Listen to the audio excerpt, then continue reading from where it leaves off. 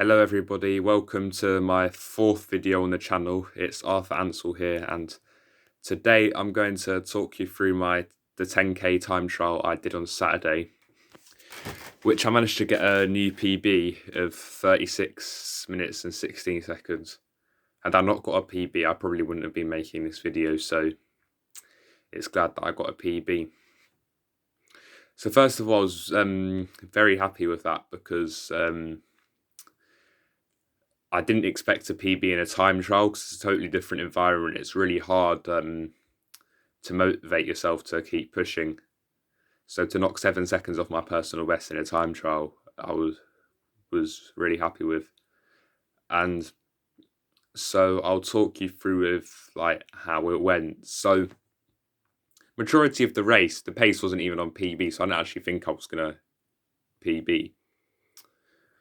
Like I started off just ticking off the splits, and I felt like I was going at quite a fast pace, but I felt like within myself. Like for like the first few kilometers, they were a bit slow because there was a big headwind. But then like on like the middle few, I was away from the headwind, so I started to go faster. And I split through halfway in 18:16. Double that, that's like 36:32. And my PB before was 36:23, so I knew I could. My aim for the my general aim for it was just to try and get under 37. So I was thinking it in terms of just managing to break 37. So I was like, okay, so I ran the first 5k in 18:16. I just needed to make sure I ran it in under 18:44. So I was like, okay. And I actually felt really comfortable at the 5k point. Like I did a 5k time trial a couple of weeks ago in 17:45. And like that killed me, but the headwind was like worse that day. And then last week I had a recovery week, so I think maybe the recovery week actually helped recover me for this time trial. So after that, I ticked off a few kilometers, and I was back in the headwind because I was starting another lap. So those splits were a little bit slower, and but like I just needed to make sure I got under sub 37. Like the aim was just to get sub 37, so they were still within that. And then when I was at 8k, I was like, okay, there's a big headwind still, but I need to start really pushing. And then, but then because I started pushing, I managed to run the 9th k in like 3:31, and that was actually still into a headwind. So, and then I calculated, and I was like, okay, I just need another kilometer at this same pace.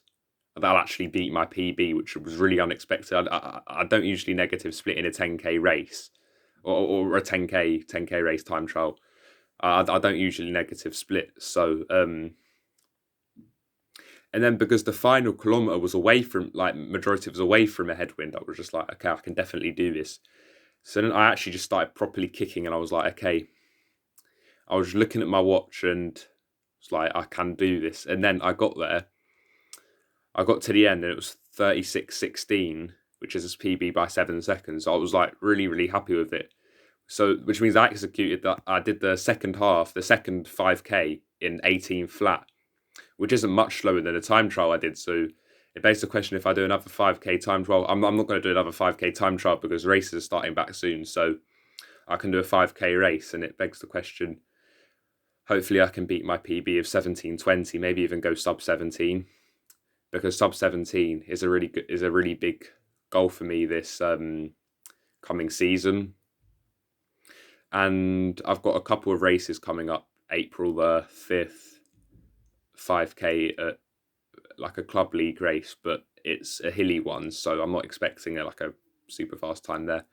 But then on April the 14th, I've got a 5k in the Olympic Park, which I'm really looking forward to doing. And I think that's where I'm probably going to go for the PB and see if I manage sub 17. If I manage sub 17, I'll be ecstatic. But if I don't, and I manage any kind of PB, I'll still be happy. And then obviously, because track training with the track would have just started. And if I get another few weeks of track training in, my speed will suddenly go up, because I remember when it was lockdown, obviously I couldn't train on the track, and that didn't really make me improve much speed wise. But then suddenly, as soon as I jumped on the track and started hitting sessions, my speed just went like that. I think it's just being on the track and being around people and being able to hit faster splits than if you're training on the road or the grass. Because I still did do speed sessions on the road and the grass, but they weren't really helping my speed. It's just when I hit the track, suddenly my speed just went boom, and it added to all the extra mileage I've been doing. So I've been doing extra mileage, and then my time started going down. So I'm hoping that the same thing happens to me. Like I hit the track, my time start going down, and I can break sub 17 in the 5k. And also, if I do a 10k, I'm definitely hoping to break 36. I definitely think that's very, very, very, very doable for me. And also maybe to get to mid 35s, maybe even low 30. Who knows? Begs the question, doesn't it? So now moving on to tips. I'm going to give a few tips for how to improve or how to get a good 10k time. So first of all is pacing. I made this mistake in my first ever 10k race in Kew Gardens in September.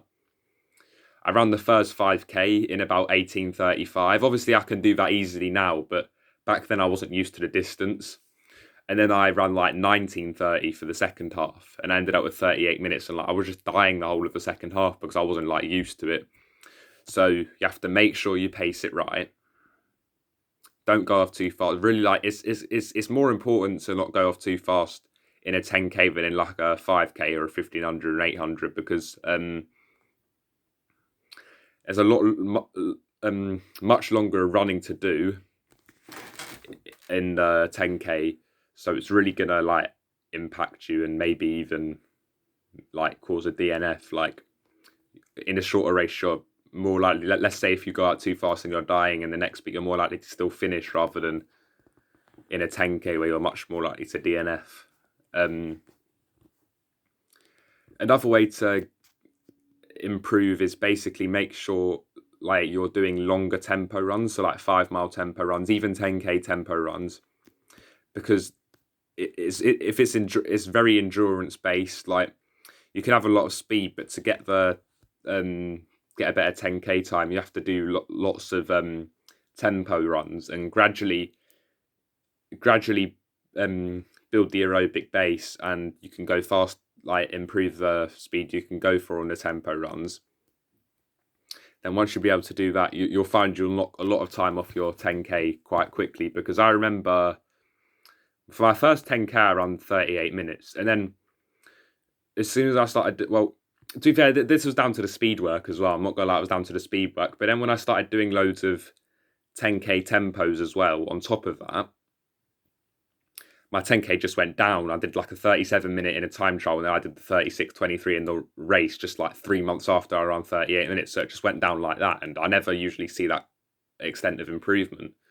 So yeah, if you start doing like 10k races or time trials a bit more regularly, then you'll definitely see your time improve a lot. Even if you don't usually see a lot of improvement in your 5Ks or your 1500s or 800s, you'll see a lot in your 10Ks just because you're getting used to the distance, if you get what I mean there. And also, if you're doing speed sessions, maybe do like mile repeats as well, because that'll also help your 10K quite a lot. And also don't neglect the mileage, the easy runs, the long runs. Also try and start to increase your long run distance a bit more, because and make sure you're keeping it steady, the long runs, but make sure you increase the distance, because that will improve your aerobic base by quite a large amount, and it will mean you can do it better. And the final part of this video, I'm going to talk about my thoughts on the marathon trials on Friday. Some of you will have watched them, some of you won't have, but Chris Thompson won the men's race in 2 hours, 10 minutes and 50 seconds. And it was really good to see. It was really good how he executed the race, because he he dropped off the main lead group after about half an hour, and then he managed to pick them up towards the end and just zoom ahead of them. And I thought that was really smart because he obviously knew, like he'd obviously closely studied his competitors before, and he knew that they wouldn't be able to sustain their pace. So, and by doing that, in a marathon, you need to make sure you conserve as much energy as you can. And he knew that they'd slow down.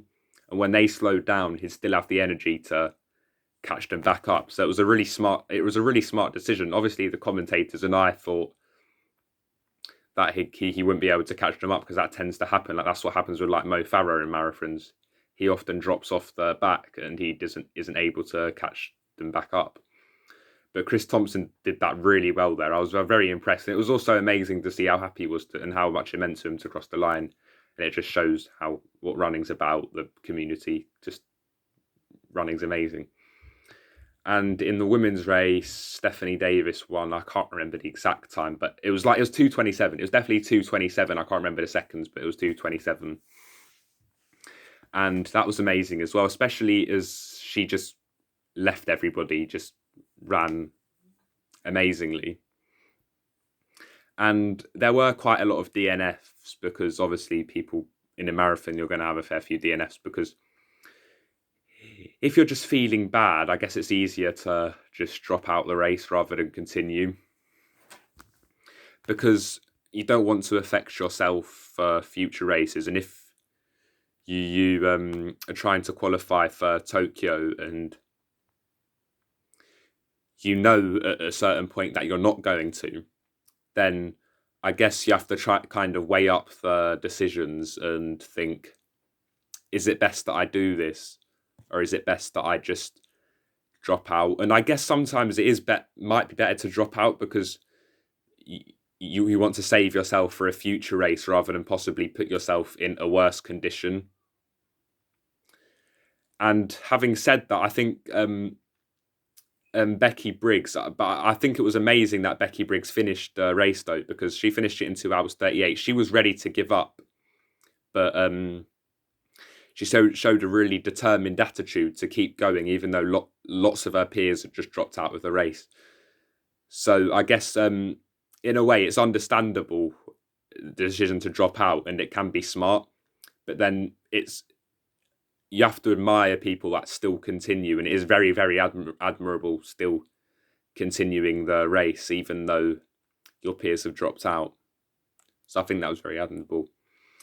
So that brings us to the end of the video. I will have better content coming out soon because races are starting. So if you want to see race day vlogs, let me know in the comments, and I'll do some race day vlogs, and I'll edit them a bit rather than just what I'm doing now. But hopefully you enjoyed me speaking about this.